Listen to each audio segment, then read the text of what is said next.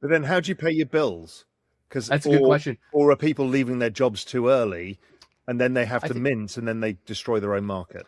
so that's a great question. Like I was working my full-time job up until about 5 months ago. So like I was doing both of these things for like effectively what's 5.5 or 6 years. Wow. So Did you like not drive yourself insane?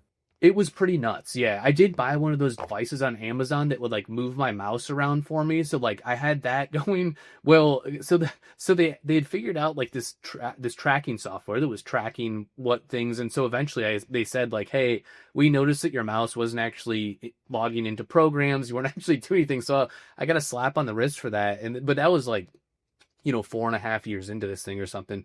But ultimately, like I did feel like having that job for that long and having that income and having and being able to supplement that was massively important for me, really. Like I don't think I would have been able to do it outside of that because I would have been way too worried about like of course like we all have bills to pay. We all have to like create revenue and create, the ability to get those things done, but man, yeah, I got to say like being a part of that job that I really fucking hated was ultimately like the most freeing thing that I could have in my art career in some ways.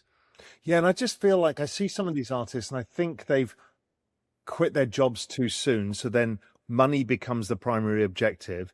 And if you're not careful, you just ruin the value of what you're doing. Hmm. Yeah, I think yeah, and like it's like you never want to tell anybody that necessarily, right? Like it's like it's such an Yeah. insanely sensitive topic because everyone's art is like worth is worth something or it's perceived to be worth something, and I think that like we all try to celebrate that as much as possible, but to your point, it's when the minting becomes relentless and there's drops every week and your collector base gets exhausted, I think is the biggest part. It's like, the collectors are such an important part of the community. These are people who are like at the forefront of kind of like digital ownership and art patronage and a bunch of other like really super nuanced aspects of this. And so too, it's like that meme where you're like the person's going up to that cow with the buckets, like that like cow that's all skinny, and it's like I'm here we go again, and it's like you kind of got to be gentle and be super grateful, obviously, for people who collect. And I think that that's the part that I've never lost, where it's just like when people collect from me, it's like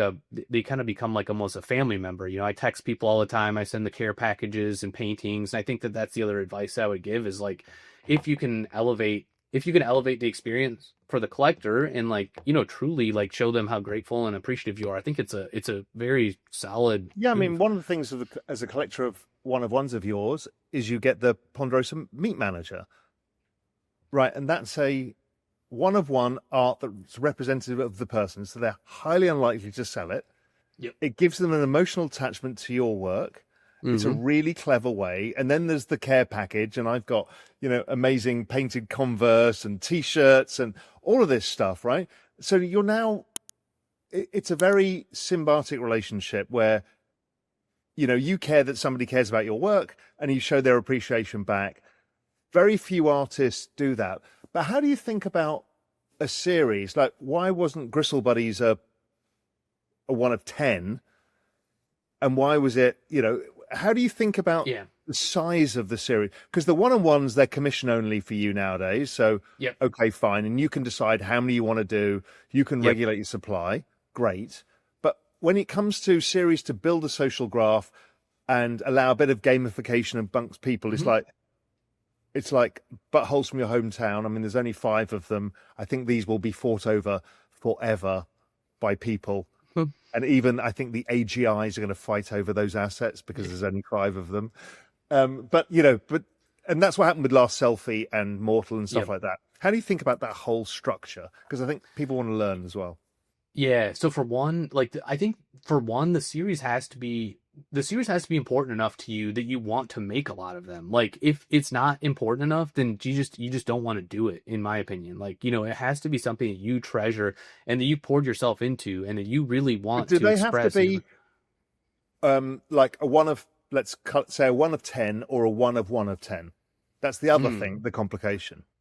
Yeah, and I like the one of X model quite a bit because people like Nameless Dread was a one of X. So that's a project that was like documenting our demise, our corporate demise, and I think those are those are really cool because people are essentially getting to experience like the same uniqueness and the special like feeling you get when you collect a one-on-one from an artist, but it is in a larger set. And in that set you find community too, other people that fuck with that same stuff. And I think there's like something very cool about the bonding that happens there. With Gristle Buddies in particular, I just will say, so when I was coming up with the traits for it, they became too hilarious for me Yeah, to brilliant. not make it that big, right? So it's like, I was coming up with this shit, and it's like one of the things was wearing like Marilyn Manson's rib that he removed to suck his own dick, and like one of them was wearing like, he's got like a hymns for men like fist that he has, and so there's these. It just became too insane. Like I think the collection started out, and we were gonna make it 420 Gristle Buddies, but as we were going through the iterations of them and the code we made for it, it was just like, we can't have this be only 420 because they're just too fucking funny. And sometimes that happens too. I feel like when you've like poured yourself into a project and you just love it so much that you want more and more people to experience it. But that being said, I think that like those things do have to be priced in a way that is attractive for people too. Like you don't like, I wasn't going to price Gristle Buddies at like 0.5 per buddy when like really, like you said, it becomes kind of a gamification process, kind of community building thing. So you price those in a way that people can afford them and buy multiples. And if they flip them, good for them. It's like it's all part of the game. It's like Xcopy's so good at this. He wildly underprices stuff now. Yeah. And Yep. you hold some back as an artist. You can make the money from the back end of it, but you Yep. wildly underprice it. And your collectors are super grateful because they get Yeah. first dibs at it. So then they feel like they've got value. Mm-hmm. The value of the art goes up. The artist is still owns some, so that he can release some over time from one of one, DMs, Yep. stuff like that. It kind of works. Yep. And how do you think about when you did Gristle Buddies? You're using technology, right? So you're using AI to generate the traits. You build the traits no. yourself. Yeah. No, you build no the traits. AI. So how do you do it? No, it was really funny. Well, so Gristle Buddies was like an old school. So I created this layering mechanism, and then I hand drew every single trait, hand drew every single layer, and I used JavaScript to just like randomize the layers that were like appearing on the different buddies. Transient Labs helped build like the different like randomization tactics, but it was so funny because Laura, my wife, was like, this is like an insane amount of work to put into something that's effectively a joke project. And I'm like, I only know insane amounts of work. Like I love toiling away at things that are just stupid as shit and funny. Like it's very funny to me. So why then roll out Alfonso as the front of that project? Because it was genius.